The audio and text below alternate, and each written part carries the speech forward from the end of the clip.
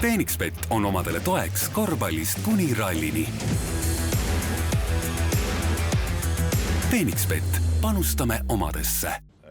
Romet Jürgenson, Portugali MM-ralli rajaga tutvutud. Ilma prognoosid lubavad, et vähemalt laupäev-pühapäev suured vihmasajud rada võib väga pehmeks minna. Kuidas need olud praegu tunduvad ja mis võib juhtuma hakata, kui vihmaseks läheb?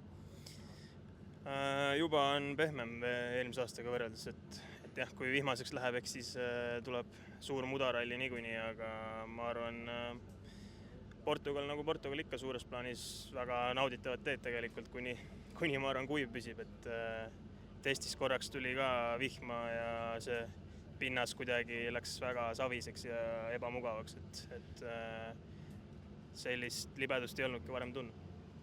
Üks asi, kuidas sõitjale siuke mudane tee sobib, kuidas see sellele autole sobib, mis sa oskad hinnata? Ma arvan, rohkem on seal ikkagi sõitja enesekindluses kinni, et suures plaanis, kui see muda on, siis autod on, ma arvan, enam ühes kohas, et seal on vaja lihtsalt nii-öelda see puhtalt läbi tulla ilma vigadeta, et ei, ma arvan, autos seal küsimust ei. No, kuidas sa senist hooaja kulgu hindad, et võib-olla tulemused ei ole olnud päris sellised, nagu sa oled ise oodanud või kuidas sa hindad ja mis meeleoluga sa sellelt taustalt siia rallile tuled?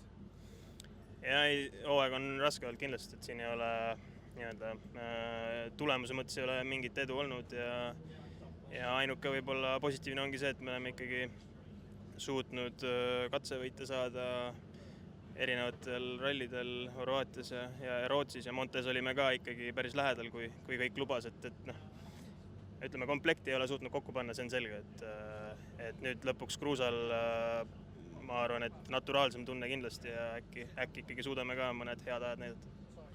Kuidas tiimi tagasiside sinu sõitudel on olnud, mida räägitakse, millised on ootused ja kas mingid survet hakatakse ka peale panema? Pigem on ikkagi öeldud ka see aasta, et eesmärk on nii-öelda saada võimalikult palju kogemust ja ikkagi tulevikuks valmistada, et kahjuks sport ei ole lühiajaliselt võimalik nii-öelda edu saavutada, seda on mulle väidetud, eks ise tahaks kogu aeg võimalikult kiiresti head tulemust saada, aga ikkagi siin on need mehed kaua selles spordis olnud ja teavad, kuidas see asi käib, et see on ikkagi 4-5 aasta projekt. No kogemuste mõttes on ka ju need kõiksugu võib-olla ebaõnnestumised, mitte nii hästi välja tulemised, teistpidi kasulikumad, et nagu nii-öelda tuleviku väetis, nagu öeldakse. Jah, ei saa ainult roosiline olla, et see aasta tunne on, et seda on väga palju olnud, et selline nii-öelda eduelamust justkui nagu väga ei olegi olnud, aga käime läbi ja äkki kunagi tuleb. Kuidas sa vaimselt ennast nendest olukordadest, nendest tulemustest läbi tood, et pead endaga natuke töötama ka või saad noor mees, suudad kerget võtta, et läks nii, järgmine uuesti?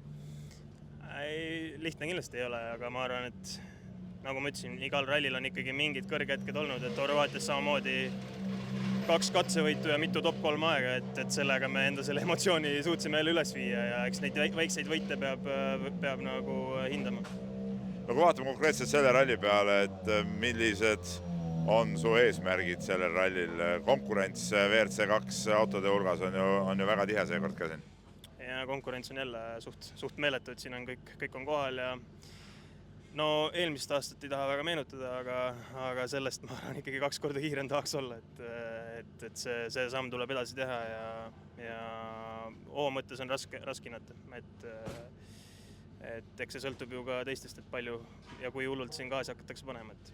Kui sa oled Portugalis ka käinud, osad kiiruskatses on tuttavad, et selle hoo mõttes ka palju sa saad juba vanade nende legendidega tööd teha ja praegu uut kirjutades ka, et kuidas tundub, kas sa oled selles osas ka nagu edasi läinud, et siit on paremat tulemust oodata?